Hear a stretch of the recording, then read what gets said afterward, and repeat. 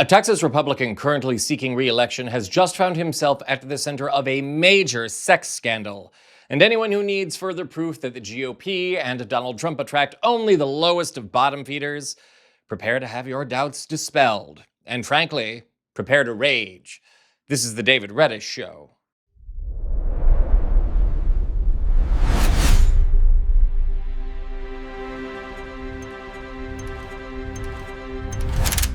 Welcome to the show, my beautiful Occupy Democrats viewers. I'm David Reddish. And once again, to stay up to date on all breaking stories and scandals in American politics, subscribe to our new channel now by following the link in the description. We are almost halfway to our new goal of 500,000 subscribers, and as soon as we hit it, we're celebrating on air, and you are invited. So hit the button now, and let's get to it. This breaking story takes us to Texas and to the story of Tony Gonzalez, an Iraq War veteran who has served in the U.S. House of Representatives since 2021. And actually, his voting record isn't terrible. He voted against making Jim Jordan Speaker of the House, supported the Respect for Marriage Act, which codified same-sex marriage rights nationwide, and supported creation of the January 6th Commission to investigate the insurrection. His votes and positions on those issues so ticked off his fellow Republicans, they actually censured him. Call that a mixed record. Unfortunately, last year, Gonzalez and his office became ensnared in tragedy after one of his staffers, Regina Ann Santos Aviles, took her own life through self-immolation. Take a look. Neighbors say this entire street was filled with police and EMS on Saturday night. Through speaking with family members, we've learned that Regina Santos Aviles was on fire outside of her home here in Uvalde. They say she was actually in front of the porch, and her last words were, "I don't want to die." Uvalde police say they responded to the home around 9:30 on Saturday night, along with firefighters and paramedics. Family members I spoke with are adamant that they believe this was an accident. One of the family members even mentioned that there was a water hose outside. According to her LinkedIn page, Santos Aviles was the regional director for U.S. Congressman Tony Gonzalez's office in Uvalde since November of 2021. And if you think that story was grotesque, seriously be aware, it does get worse. Following Santos Aviles' death, questions immediately began to arise, especially with regard to Tony Gonzalez.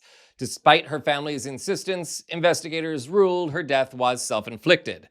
Almost immediately, rumors also began to surface that Gonzalez and Santos Aviles had carried on a years-long affair, though both were married to other people at the time. Santos Aviles also has a young child, and Gonzalez has 6. And in the aftermath of her death, Gonzalez has squirmed. Congressman, my name's Danielle Lebar. I'm with KSAT. We've been trying to get a hold of you multiple It's Veterans Day. It's Veterans Day. I hope you're talking about veteran stuff. Are you talking about veteran stuff? If you're not, you should be talking about it. It's a beautiful Veterans Day here in San Antonio. We've been trying to reach out to you multiple times to ask multiple media outlets have reported that you had an affair with Santos Aviles. Is there any response you have to that? We're here at Fort Sam. We're here at Fort Sam here at the ceremony. Please have some respect. Thank you. I understand, but veterans fought for my right to ask you questions. Hey, how are you doing? No, that's not incriminating at all, now is it? Running and rambling about Veterans Day after one of your closest staffers self-immolates? Could that have something to do with Gonzalez coming up for re-election this fall? Well, in case you couldn't already see where this horror story was going, now we know for sure. Take a look at this. Late last night, the San Antonio Express-News published what we're calling a smoking gun story. In the lengthy expose, writers Bayless Wagner and Nancy Prayer Johnson detail that Tony Gonzalez and Regina Santos Aviles had an affair that began almost immediately after he took his seat in Congress. That was 5 years ago. Furthermore, the story has published leaked text messages from Santos Aviles' cell phone proving that the affair actually happened and that her unstable state of mind that led to her death resulted from exposure. Former staffers, along with Santos Aviles' late husband, now say that they all knew of the affair as it transpired and that Santos Aviles' downward spiral began when her husband learned of it. Multiple staffers interviewed for the story have confirmed as much and said that after news of the affair leaked among Gonzalez's staff, Santos Aviles was, for all intents and purposes, ostracized by Gonzalez. This drove Santos Aviles deeper into depression, and she had engaged in at least one other self-harm attempt a month before her death. And for the record, if that story didn't depress you enough, Tony Gonzalez did not attend Regina Santos Aviles' funeral either. And he continues to deny reports of their affair, though at the time of this report, he has not commented on the new article in the Express-News. Meanwhile, the newspaper published a lengthy rescission of its endorsement of Gonzalez's re-election.